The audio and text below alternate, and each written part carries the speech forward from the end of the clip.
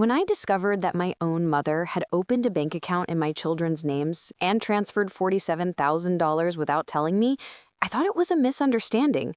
Until I looked into her eyes and heard the most frightening words of my life. It's for when you lose custody of them, Marina.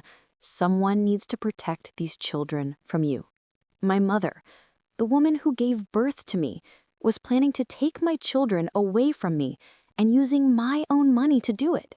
In that moment, with my hands trembling holding that bank statement, I realized that the last 2 years hadn't been about her helping with the kids after the divorce.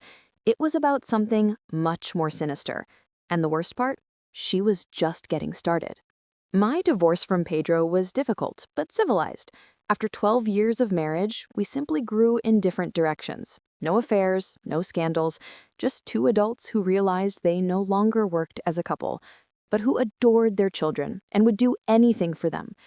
My mother, Helena, reacted strangely from the beginning. While everyone expected her to be upset, she seemed excited. "Finally, you'll see how hard it is, Marina.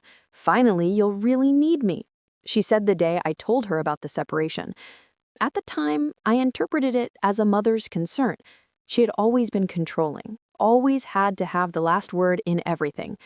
But I was 38 years old, had a solid career as a lawyer, two wonderful children. I thought I could handle her ways like I always had, with patience and firm boundaries. What I didn't know was that she saw my divorce as an opportunity. She started helping intensively, picking up the kids from school, taking them to activities, making dinners. At first, I was grateful. My work was demanding, and having this support network seemed like a blessing. Pedro agreed too. Helena was the grandmother after all. Why not let her spend more time with Lucas and Sophia? But gradually, the comments began. "You're letting Sophia watch this in my day," or "Lucas told me you yelled at him. That's no way to raise children, Marina." Small criticisms, always in front of the children, always undermining my authority. I let it slide. She was my mother. She raised children in the 1980s. She had old-fashioned ideas. No big deal. Until that Thursday afternoon, when Juliana called me. "Marina, I need to show you something. In person, now." Juliana's voice sounded strange, tense. We met at a cafe near my office. She opened her laptop without even ordering coffee first. "Remember you asked me to organize those old tax returns? I found something in your children's documents." My stomach froze before I even saw the screen. It was a bank statement, a savings account in the names of Lucas Silva Santos and Sofia Silva Santos. My children, with a balance of $47,382.50. I didn't open this account. I know, but someone did. Look at the transactions. Monthly transfers. $2,000 here, $3,500 there. Always from my checking account. The last one had been 3 days ago. How is this possible? I never authorized. Juliana turned the screen toward me.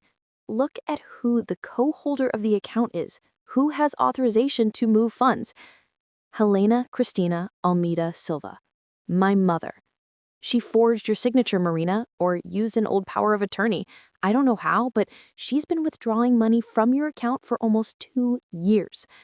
And depositing it into this savings account that you didn't even know existed.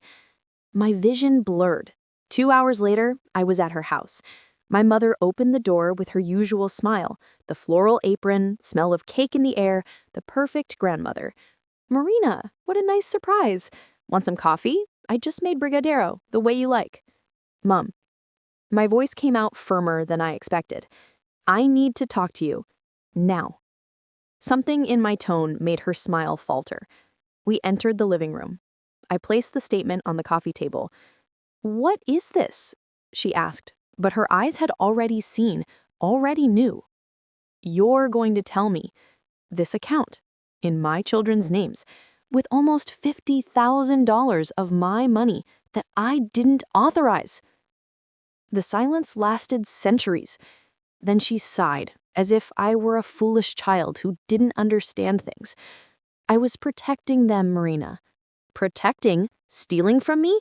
It's not stealing when it's for the children's good." Her voice rose, sharp. You think I don't see? You working late, leaving them with a babysitter, no time to be a real mother? After the divorce, you got even worse. Mom, I work to support my children, to give them a good life. Good life? She laughed, a bitter sound. They need presents, not money. And when you realize that, when Pedro finally opens his eyes and sees that you're not an adequate mother, these children will need someone who really cares, someone who saved money for them. My blood ran cold. What are you saying? She stood up, crossed her arms. The mask had completely fallen. I'm saying that I saved this money for when you lose custody of them, Marina, for when Pedro and I can manage to show the judge that you're not fit. Someone needs to protect Lucas and Sofia from you. The words hit like physical punches. You're planning to take my children away from me? I'm planning to save them, she screamed. You're exactly like you were as a child, selfish, stubborn, always thinking you know better than everyone. You haven't changed at all, Marina, and now these children are paying the price. I left that house shaking. In the car, I tried to breathe, but it felt like the air wouldn't enter. I called Pedro immediately. Pedro, I need to see you.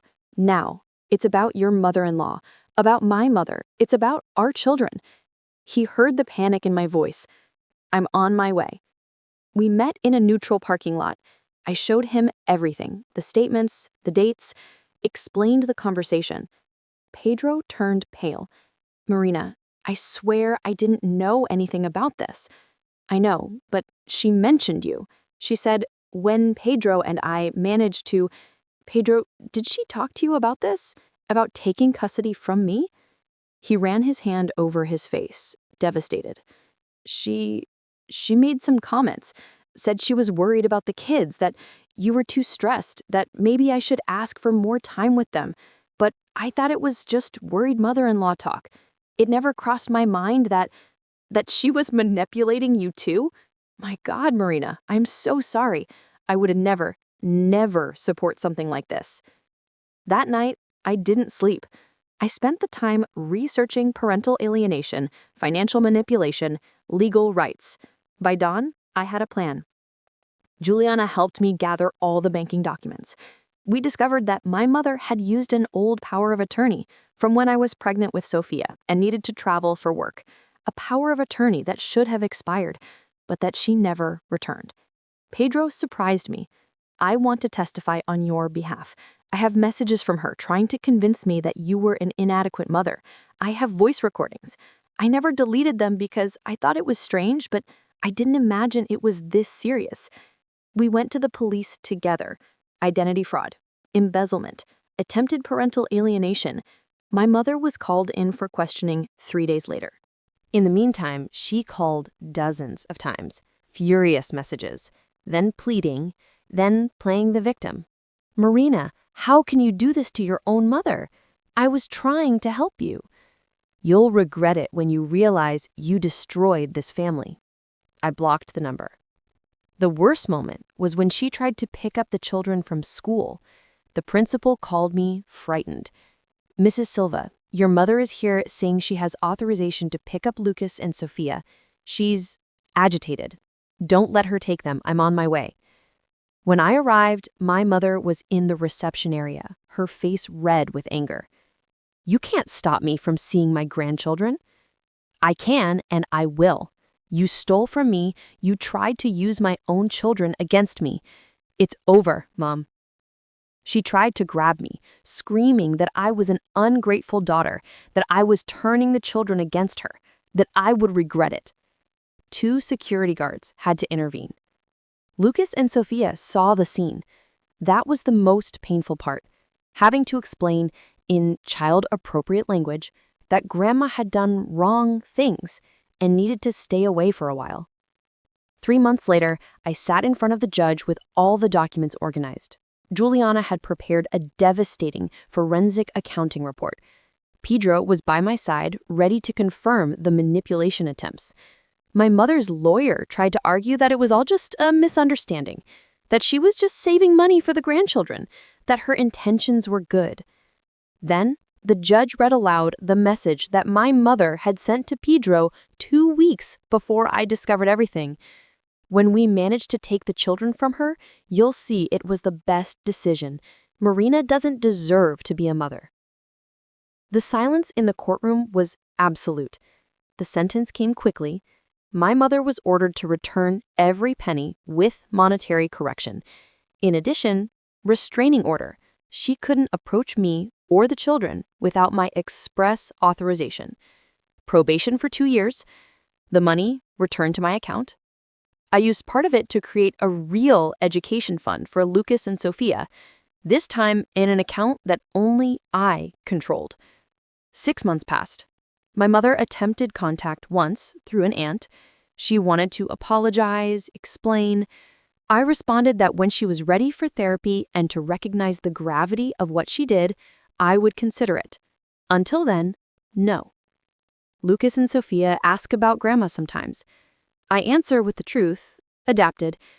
Grandma made bad decisions and needs to learn from her mistakes. When she gets better, we'll talk. I learned that family isn't who shares your blood. It's who respects your boundaries, honors your trust, and puts love above control. My mother chose control. I chose to protect my children, and I don't regret it for a second.